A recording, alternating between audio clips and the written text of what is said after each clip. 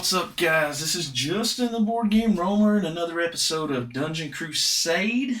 We are entering in, hopefully, the end of Quest Table 1. If you've been watching the playthrough, so let's just jump right into it. You guys know what's going on at this point. We're going to start with our upkeep. There's no afflictions, no torches, none of that. So we're just going to do our initiative tokens. So I think we're going to.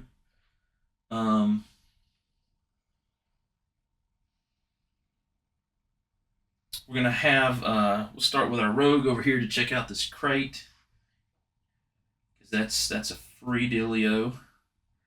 Yeah, find a one for that.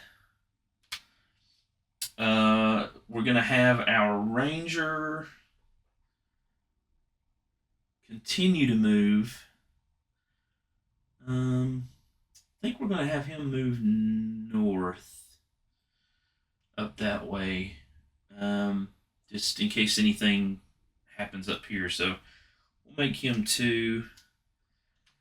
Our knight, we're gonna make him 3 because he's gonna go out. There's a prowler there. Well, maybe we're not gonna do that because he's got horrible. No, he's got a +1. Not a great arcane. You know what? We're gonna do it. We're just gonna try it. We're gonna have our knight go out here and try to take out this prowler, and see what happens. I think that's what we're gonna do. Our ranger we've already got something for the ranger. Who am I missing? So our trio here is going to continue to clear these out.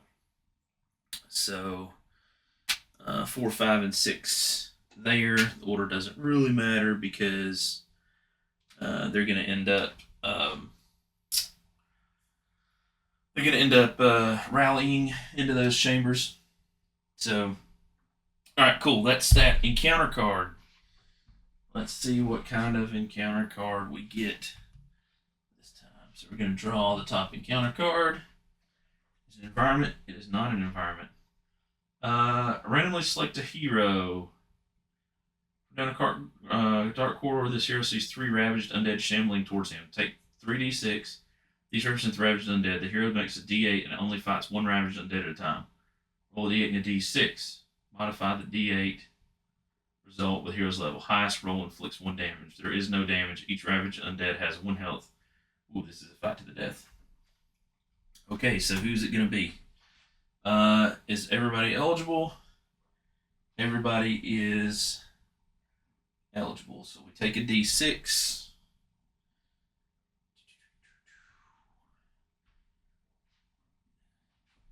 Yeah, we'll take a d6. We're going to roll it. We're going to go by initiatives. So we get. Okay. Uh-oh. That's a 2. Cool. Okay. Let's get this a little bit closer where you can see it. That's a 2. That's the ranger who. Uh-oh. Only has 2 health.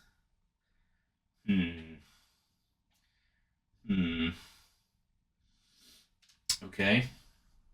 All right, so what do? We take 3d6. So we'll take 1, 2, 3d6. These are going to represent ravaged dead. Then we're going to take our d8. So here's our d8.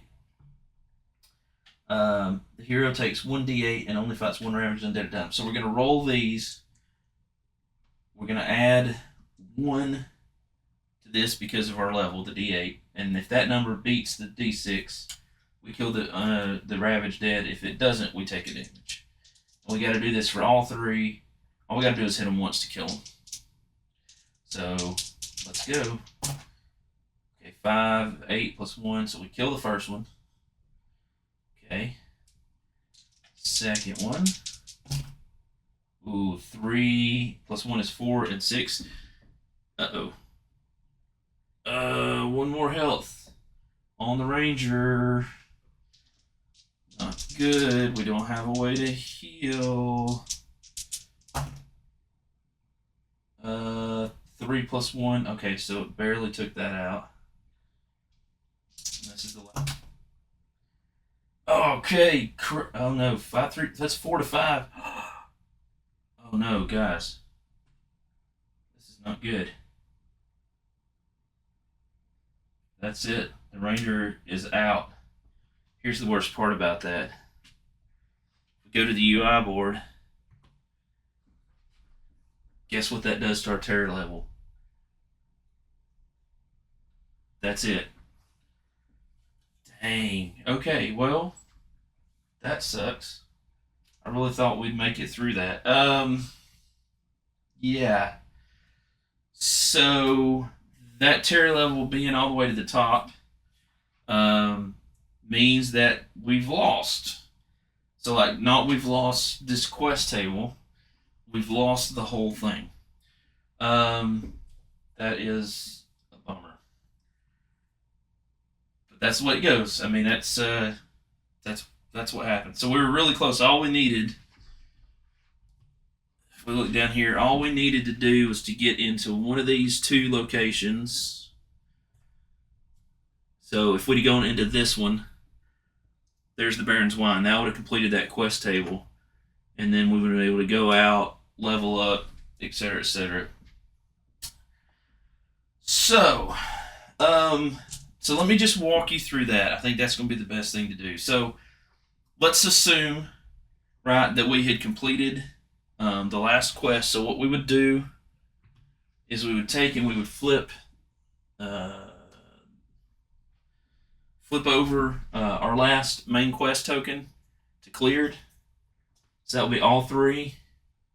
This would flip, so that would mean we cleared our first quest table.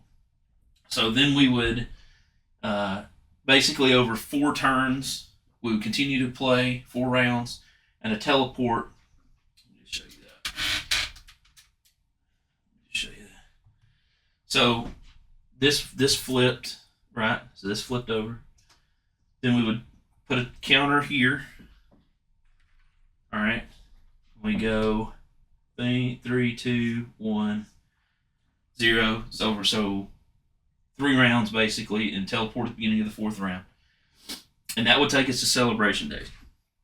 So what happens during Celebration Day? Well, let's talk a little bit about it. So Celebration Day is basically like the in-between, right? Of we completed that part of the dungeon, and we're moving on. All right, so the first thing we do on Celebration Day, so everybody gets teleported out of the dungeon to up here, right, to town. So the first thing we do is the wrong one. First thing we do is we would draw one of these. So we have Celebration Day cards. We'd shuffle these up. All right, we would draw one, flip one over. So what do we get? So in this case, we get a big thank you. They're like, hey, thanks, guys. Now, potentially, we could get some money. We could potentially get some items. Elderberry juice. Some specialty kind of items or whatever. However you want to think about that. That's the first thing we would do. Then we would collect the reward. So remember, we completed all of these quests. The first 2 quests, the Baron's Wine and the Chambers Crypt. Sorry, the Chambers of the Corrupt. These were our 2 quests. So we look on the back. So we get 307 life force and 400 gold and 8 life force. So we get a total of 700 gold. And we get a total of 15 more life force for completing these. Okay. And I didn't really show Albus much. He could have turned these in, right, and then got some money. Usually on the first quest, a lot of times when I play it, I don't do that here just because I'm trying to get enough money to get to like that mid tier to make the second quest table go pretty well, and then kind of flesh out some tier 3 stuff at the end. Because normally, like we found some items and stuff in the dungeon when we were trying to complete these that were tier 2 or tier 3, and then I just kind of fill in the blanks. So we would get the rewards for this, right? Then we would draw a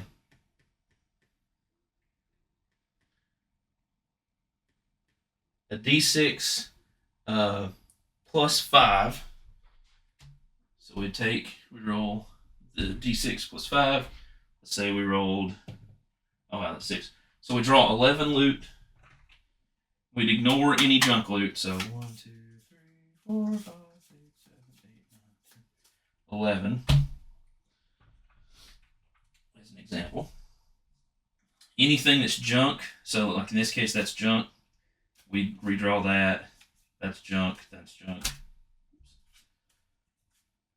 That's junk. That's some pretty good stuff there. Look at that.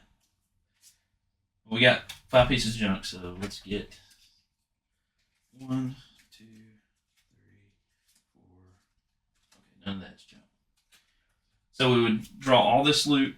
All this loot, based on its rarity, would go into the appropriate piles up here. It's like all of these purple.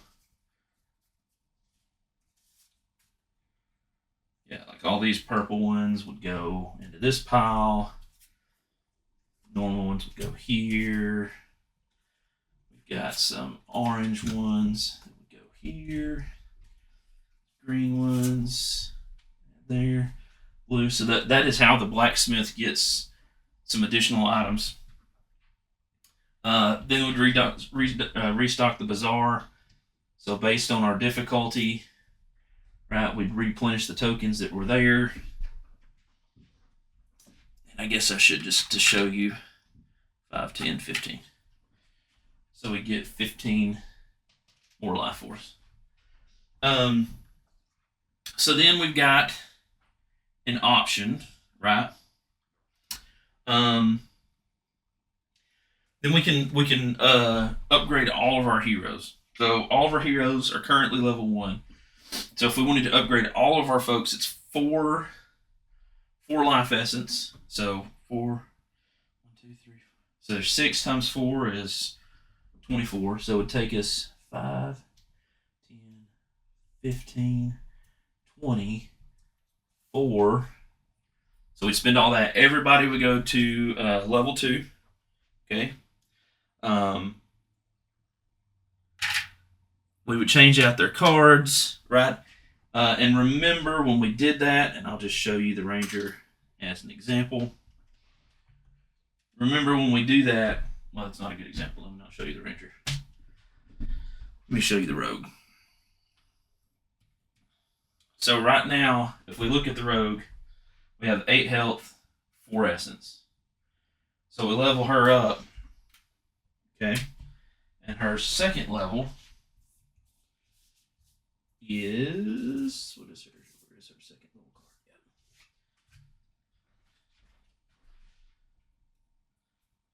So her max is 9 health and 9 essence. It goes to 11 health and 13 essence. So whatever the difference is between the maxes on both of these rows, we would add that, right? But they don't automatically heal, so she's not going to automatically get back all that essence or all that health. So we would upgrade, right? So this would be her new stats, okay? And then we have some options. We have several options. So let's just go back up here. We can pay for special abilities. So remember, we've got all of these cards, right? So we can start with a level 1. So like, let's say this is the Barbarian, this Frenzy Charge. So we could spend 2 to learn it, 2 life force to learn it, and then it costs 2 essence to use. Now, we only have 13 among everybody, right? So, like, you got to make a decision. Do you level up your folks to get them all to 2, or do you like level up a couple people and then spend a bunch of money on, or life force on skills, right? Like, there's different ways to do it, but that's what your options are. You have to get these in order. So like this Frenzy Charge, I've got to get the level 1 before I get the level 2, but they don't replace. So if I got, like, say, level 1 and level 2, and in this case, this is channeled, right? I can't use it in a chamber, but I can use it outside of a chamber. If I use this outside of a chamber on my turn, it's channeled, so it becomes unusable. But if I had the level 1 and the level 2, I could spend 2 essence to activate the level 1, and then if I wanted to, I could turn right around and spend 3 essence to activate the level 2. Right, so those are options. So I can do all that to train up my folks with the life force that I have left. Then we can go to the tavern, which is right over here. And you can rest here. So for 100 gold, I can fully restore my essence. And then also in the temple, I can fully restore my health for 100 gold. Also at the temple, I can get rid of any afflictions, and it's 100 gold to wipe all the afflictions away. Then I can take blessings. So these blessings, they're basically different, potentially angels. And sometimes, all right, so you don't know what you're going to get. So you can get a blessing that maybe gives you extra essence, extra healing, potentially, that sort of stuff. But what you do when you purchase these, and you can only get one, I believe, is you take this, you purchase it, you spend your 200 gold, and it goes face down just like this with your character. And until you start the next quest table, you're not going to know what it is. So let's say that I purchase this one, I flip it over. Well, there we go. I was actually successful. I got a good blessing. Blessing took. And I could have flipped it over and found despair. I didn't get anything, right? So it's a little bit of a push your luck deal there. You may get something, you may not. We'll see. Obviously, you can go here, right? This is all during Celebration Day, remember. You can purchase your items, right? If you want to buy torches, elixirs, right? Healing potions, ochre juice, any of that. So one of the biggest things is the House of Chance games. So I'll show you one example of a House of Chance game that's my personal favorite. And the House of Chance games are sort of mini games that you can play. Well, actually, I should say I have two House of Chance games that I really, really like. I'll show you 2 examples. If I can find the other. Is this it? Yeah. Nope, that's not it. Well, I don't see it right off, so. Oh, there it is. It's stuck way down there. So there's 2 House of Chance games that I really like. There's a total of 4. You get one if you get the base game, and you can purchase the other ones with the expansions. But basically what these are going to do are these are going to be ways for you to spend some of your gold that you've obtained, and it's going to give you a chance to get even more gold through essentially like a mini game. Okay.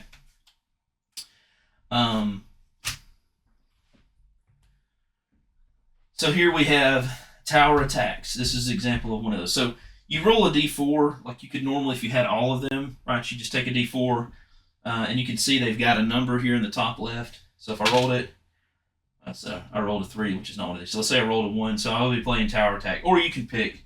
Right? I usually just pick the ones I like, but you can make it random.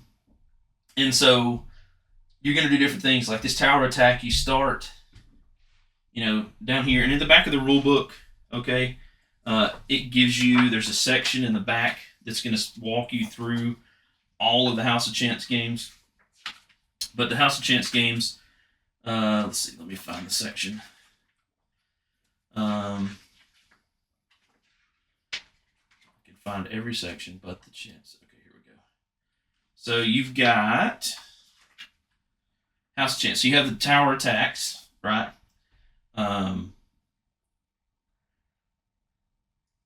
basically you're going to bet money, right? So you say you bet right here at level 1, you bet 100, and then you're essentially rolling and sort of moving up the tower. So the more you bet, the more you win, and then you can choose to stop at any point, right? Then you got this Bravely the Knight. So you're basically going through a maze with Bravely the Knight, right? And you're trying to you're going to get money depending on where you go, right? It's going to show you money, and you're going to continue to move around that, right, to get out, and you're going to be going like using the spinner to determine like I'm going to move 3 spaces, or I'm going to move 2 spaces, or I'm going to move 4 spaces, and you're moving around. There's traps in here. There's enemies to fight. Super cool. You have Heroes versus Monsters, which is basically let's show you this instead of getting it out. So Heroes versus Monsters, which you have a board and you're essentially, it's almost like, I don't want to say chess, but it's almost like a chess-like deal where you've got these certain monsters that are going to come out and you're trying to keep them from getting to the finish line right across the dungeon. And the more challenges you complete, the more money you get. And the last one is Skulljack, which is basically blackjack, right? With playing against the house. Now you'll notice, like Skulljack right here, players required 1 to 3. So on some of these, like the tower attacks is one hero. This is 3 heroes. You know, you're only going to choose one of these games to play, okay? So, like, it's not like each of your heroes, in this case I've got 6, I don't get to pick 6 of these different ones. You just pick one, and then everybody has their money, and, you know, they're doing their things, and you can, you know, play with whoever you want. Because in some cases you may get something that's like an item or whatever that's going to help you when you go back in the dungeon. So you can do the House of Chance games. And you always do at least one of those. Right? Well, I say at least. You always do one of those.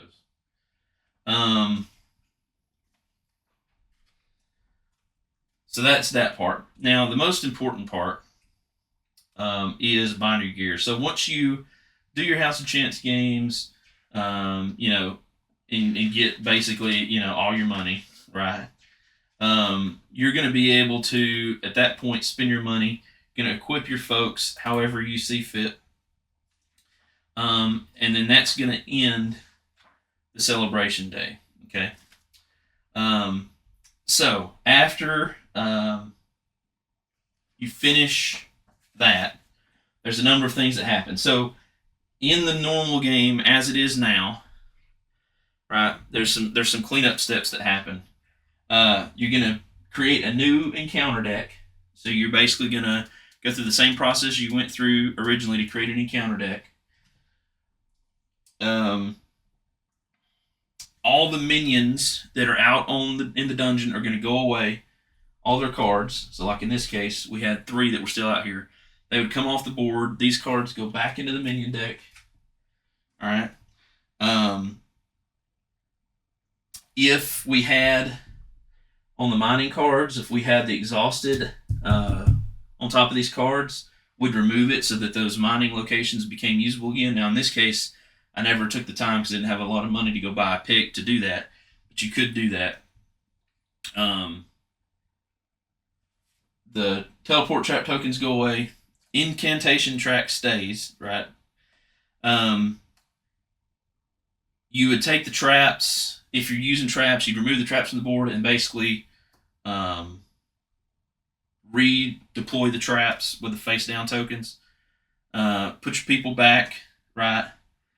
Reveal the blessing cards. But what Roger has done is, in addition to that, because this is one of the things that's new, people said, okay, let's say that I've cleared out everything, right? So like in this case, let's say that we've cleared out this whole section, most of that section, this section. If I'd have been, you know, If I'd have taken the time, maybe I went to clear out a couple of yellow sections because I was feeling frisky. Clear out some of these chambers. So like the further you go in the quest tables, the less stuff there is in the dungeon. So Roger, as part of this rules, right, that he's always constantly working on, has devised a seeding system to reseed the dungeon so that you have stuff in there. So this is going to include a number of things. So that system, I just want to make sure that I'm clear, it's new, and it's something that we're continuing. Roger's continuing to work on, but as it stands, it is new.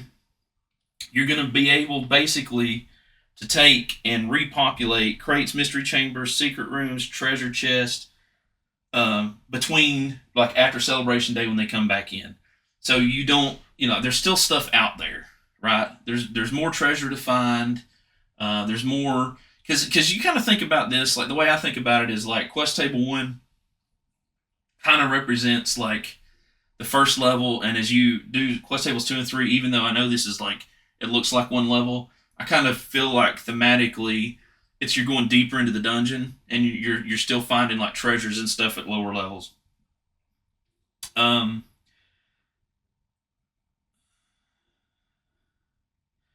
So basically, you're going to take your mystery chamber tokens, your secret tokens, your crate tokens. You're going to take a D4 and a D6, and you basically, right, so there's 1, 2, 3, 4 this way, and then, so think of that as a column, as a row, 1, 2, 3, 4, and a D6, because there's 1, 2, 3, 4, 5, 6 quadrants. So you're going to take those items, and I'm reading this straight as we have them now. So here's the example. We get the mystery chamber tokens. So mystery chamber tokens. We get the secret room tokens, and we get the crate tokens. Right, the masters of those. And we're going to take and we're going to basically put all those together. There's some, where's the rest of the crate tokens? Oh, they're not in here. They're somewhere else, aren't they? Yes. So anyway, we put all those together, okay? And then, oops. Oh, goodness.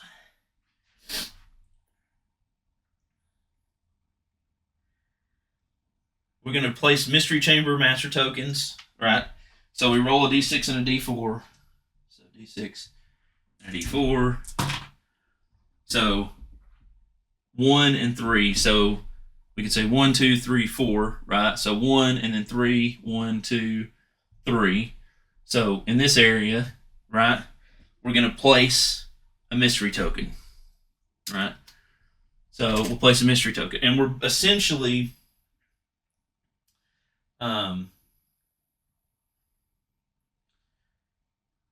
we're going to keep doing that. Now, if you had like an area where there was a couple of chambers that were empty,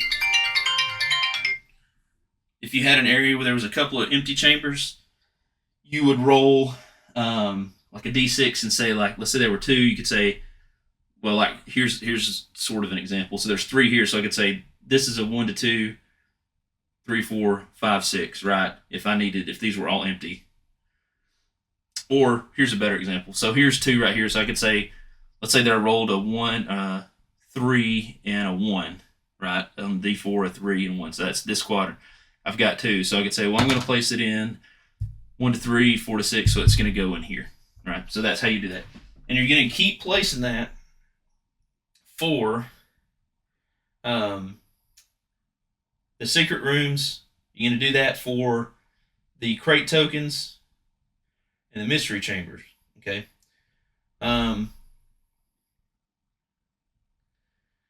going to gather, so that takes care of that. So that's the stuff. Now, that's cool, right? So we get to put the stuff out there, but, we get stuff, but we also have to get monsters. So you're going to take and you're going to create a pool of 2 level 3 monster tokens, and 6 level 2s, 2 level 3s, 2 empty chambers. You're gonna shuffle them up, and then you're gonna where you place those master crate tokens. They're gonna go in there, right? And treasure, you're gonna basically, which I'm really excited for. You're gonna take and you're going to actually just straight up place all the treasure tokens, and that honestly for me that's the most exciting because like I get that you might get some crappy stuff, but like one of the things that I enjoy about dungeon crawlers is like the gearing up process, and like at some point you have gear, and maybe not everything's an easy fight, but like you feel powerful. And before Roger did the advanced seeding, it was like you kind of ran through and got all of the treasure items, and then it was just like you had to rely on luck of rolls to get money. What was in the blacksmith's room, and like it was hard to level up, or not hard to level up, but hard to gear up after that. That changes it, right? So we'd actually be able to run through, like we could draw 10 more treasure cards during the second delve, right? The second quest table, and then 10 more in the third quest table, like to finish everything out. So that's how that would work. Cool. Now, obviously, when we go the second quest table, we do just like the first. Something important to note about the third delve is your champions, or not, sorry, not your champions, your guardians, okay? When you get to the last quest table, so you'll notice your guardian cards, you will have level 3s and 4s. You're actually going to shuffle those together. So you can see, there's a 4, 3. You're going to shuffle those together, and whenever you're required to draw a guardian, right, you're going to draw it out of the stack. So your last guardians, right, for your third quest table could be a level 4 version, right, of something, which is super nasty. Oh my God, look at those numbers. Or it could be a level 3 version of something. So here's like a level 3 version of one that we've seen, right? So yeah, and you're going to notice that, especially going from 2 to starting with 2 and then 3 and 4, especially, you're going to have a lot more skills and abilities, and that's true for champions, that's true for minions, that's true for all that. Right, I think that's pretty good. Oh, so the other thing that I do want to mention that is different. So what we used here in this first table was the classic system of combat, the original system of combat. Now, you'll notice in the rule book there is classic and revised, okay? So, and that is in here in the rule book. Revised starts here, at least currently on page 24. I'm sure that'll change. But here's the biggest thing. All right, so let me just kind of go over the differences in it. Probably the biggest thing the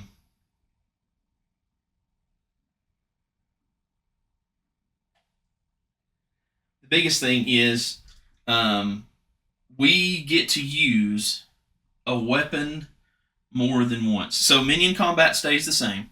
So we still only have a, single warfare type, a weapon, and a final strike roll.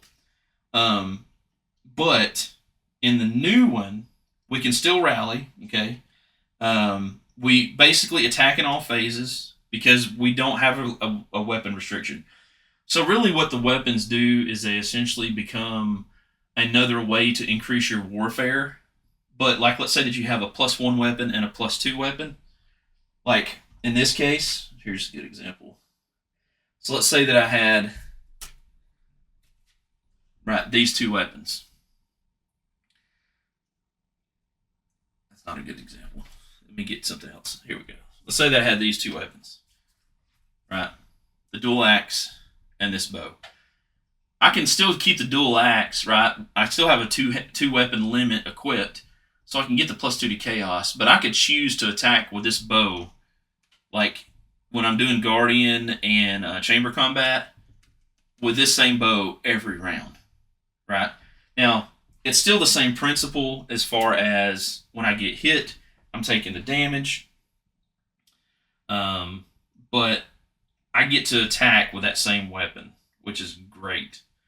And I really like that because that was one of the things that I really didn't like about the first one was that you were limited with your weapon because it kind of seems like to me the warfare represented like art forms, types of warfare, like ranged or whatever. Well, maybe ranged is not a good example, but like chaos and physical. Like to me, that's just two different styles of fighting. So to me, you should have always been able to use a weapon, and you're just really thinking of those weapons and armors and stuff. Probably in the weapons though specifically as modifiers representing kind of like skills, right, that you've learned. So you have this weapon that kind of represents this art form, and then this other weapon represents kind of another art form, combat warfare type.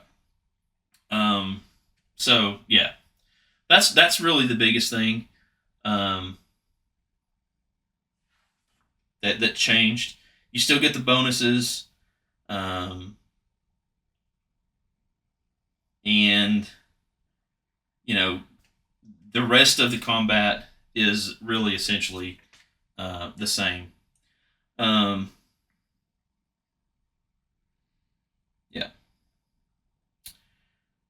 and obviously we're going to change, right? So the scalable difficulty, depending on your hero's level, like let's say that you decide not to level somebody up to level 2, um, they're still going to use the level 1 modifications. When they go to 2, they'll use the level 2 modifications. But yeah, so we would continue. We would go through. We would complete the second quest table the same way we did the first, and then go through the process a third time. And there's a similar seeding process for the third round. Obviously the monster levels will change for that for your pool to put out the monsters, but everything else is the same. So there you go. That was a few episodes, quick episodes of give you an idea about the game. For a full 3 quest table playthrough of the solo, because there is an option to do this solo, which really just you have solo and 2 henchmen. So instead of being 6 people that you manage, you can manage it with 3. Okay, is essentially what that does. There is a full playthrough, all 3 quest tables. It uses, obviously at the time there was no seeding of the dungeon. There was no blitz movement, which is those 2 things are 2 of the biggest things that are coming, along with the reprint. But you can see like a full playthrough. It's 20 or 30 something episodes. It's a bunch. But yeah, so hopefully this gives you an idea about the game. My final thoughts: I still love the game. It's awesome. I think the blitz movement is super helpful because I can tell you that it would normally have taken me a lot longer to get anywhere on this map in the regular movement, especially when if you had to go like long places. And you saw a couple times where like we got those treasure cards that just kicked us all over the map. Those are going to make it rough. And in the old system, having to like roll to run back to where you needed to be, because maybe your final objective for the quest table is here, and it shot you all the way over here. I mean, it's probably 4 or 5 rounds, 6 rounds before you could have gotten back over here. So the blitz movement helps immensely. It adds a little bit of tension, right? Because especially when those units raid, when you check that, they could raid, and like if they're close enough to this siege tile, they're going to raid right onto it. They're going to go out. So, it does make it quicker where you can get to them, but it also kind of means you got to do a little bit more management, thinking ahead about that for what they could potentially do. Yeah, so that's Dungeon Crusade. I know Roger's working on some other stuff that I can't talk about right now for it. but kind of things that I would like to see at some point, maybe.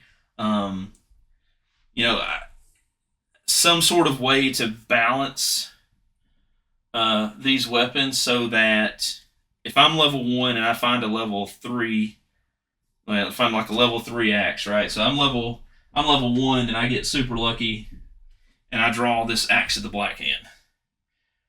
Like, and it's because of the it's balanced the way it is now because the way the rules are written, but like it just kind of sucks that I can't use this.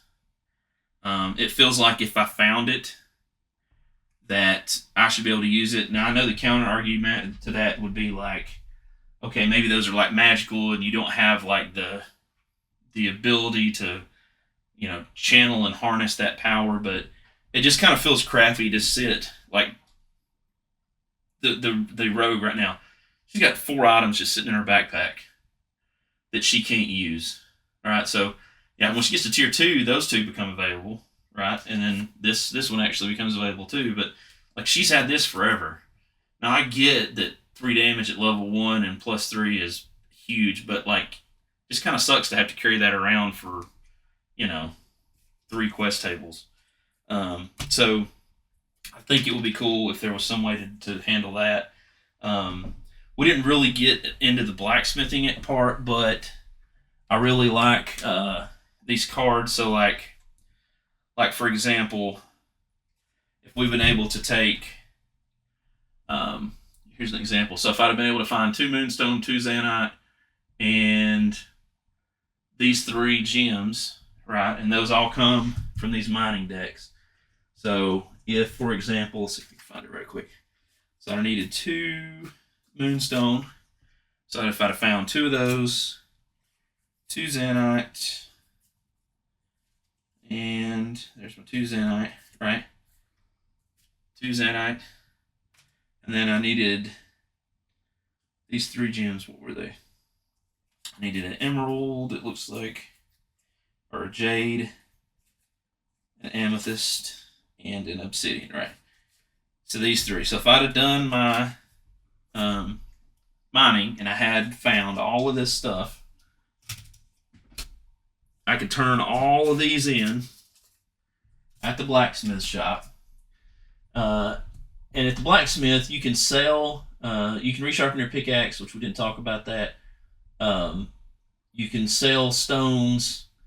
You can sell zanite, moonstones. For 100 gold, you can create a gem. So if, let's say that I had mined all of this, then I could take all that for 100 bucks, 100 gold. I could create this gem, right? And this flips over, and it's got a left and a right. It's the same thing on both sides, but that would slot underneath an item. Now you'll notice though, see how that gem is a square?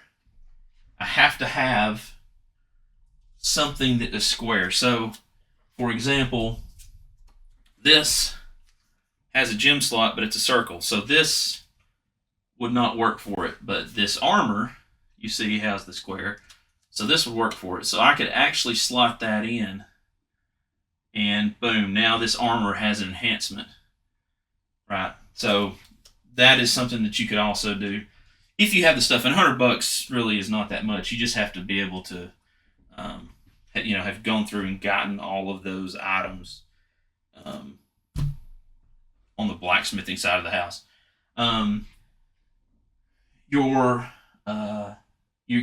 will be doing rolls on pickaxes, so they get dull over time. So you can resharpen those at the blacksmith's place to get that back up to full, right? Because the longer you use it, the worse it gets, and every time that it goes down, it makes it a little bit easier the next time for it to get dull. So, right.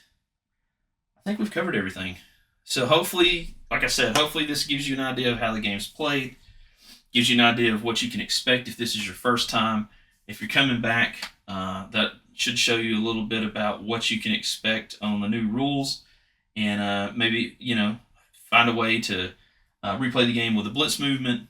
Revised combat helped greatly with the combat, but the blitz movement and the reseeding should really, I think, for veterans help make the dungeon so much better, for those later quest tables, because the first quest table was always super fun.